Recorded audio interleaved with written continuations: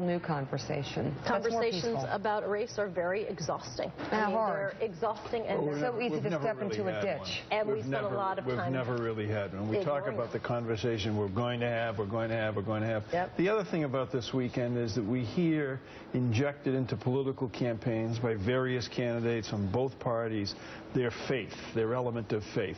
And yet this weekend, on Friday, you saw what faith truly represents, and you saw what faith truly represents earlier in the week. Faith, meaning deep faith, means you're in the forgiveness. Right. That's what having faith in God, faith in yourself is all about. And it began with the family saying, you know, we forgive you. Yeah. And it continued on through the president's speech. Well, you and I were talking earlier about that there's something that's so cathartic and healthy about this grieving process that we've watched unfold, because it's just remarkable how quickly they were to forgive and how open and candid and you know, just emotive they are with their grief. How hard it is for some, and how it seemed to just flow so easily from one person to the next. Not that their pain isn't completely vivid for them every second of the day. Speaking of race, you have a new documentary. You're always working for Jazeera America that involves race as part of the conversation, but tell us about it. We wanted to see the backstories of those service members who were awarded the Medal of Honor decades after their heroic action. So we took a look when President Obama had actually put the medal around the neck. We looked at specific service members. Melvin Morris was one. Sergeant Jesse Arevia was the other. And then looked at the history of the Medal of Honor. And again, what happened that over the years, 3,500 or so Medal of Honors awarded. Something like 88 went to African Americans, 50-something went to Latinos. If you look, you know, fewer to Jews, fewer to Native Americans, one to a woman. And so we wanted to understand the process and how it came to be that these men were eventually given, literally decades and decades after their heroic action, their Medal of Honor. So here is a clip from Honor Delayed. Take a look. America takes bravery to heart. That's a code that we live by. You leave no brother behind. And honors its heroes with medals. Bullets were hitting everywhere. I said I was going in. I had to get to the body.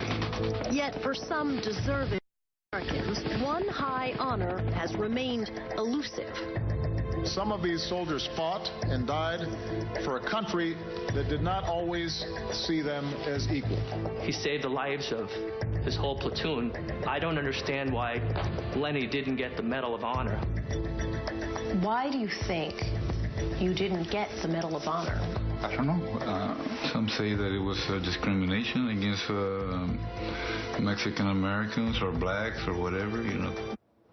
It's good timing to have this. Mike. Soledad, could you describe the arduous process required to be awarded the Medal of Honor? Not only arduous, it's also incredibly subjective, right? So not only does the heroic action have to take place, you have to have numerous eyewitnesses, and you have to come back and write down exactly what happened. Then it goes up the chain of command and continues all the way up. And in fact, I've had Medal of Honor winners say that they had seen, awardees, I should say, that they had seen many heroic acts. They didn't know the names of people who were doing them, or that sort of the battle would move on, and there was just no time to sit down and gather eyewitness reports and then put them together and move to the next phase. So a lot of it is just the system. It's very subjective.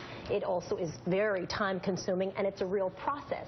At the same time, there's another thread that says there were many service members who felt that they were discriminated against, not only specific instances that they saw they couldn't sleep with their, you know, in the same hotel rooms as the people they were serving with, but also they felt that there was a sense of, listen, you don't want to honor this person with the highest award because that can give an opportunity for them to go faster in the ranks. Wow. So it wasn't a clear cut. There was not one person I interviewed who said it was discrimination, it was racism. They said, I just didn't know, and most of them are so humble and so almost sense like they're not deserving anyway, that they weren't pushing for it themselves.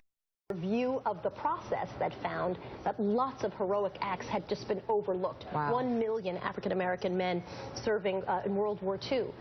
Zero, not a one, was given the sense that that could have been a heroic act and moved up to the Medal of Honor. Yeah. Honor Delayed airs again this Saturday on Jazeera America. Soledad, thank you for doing that.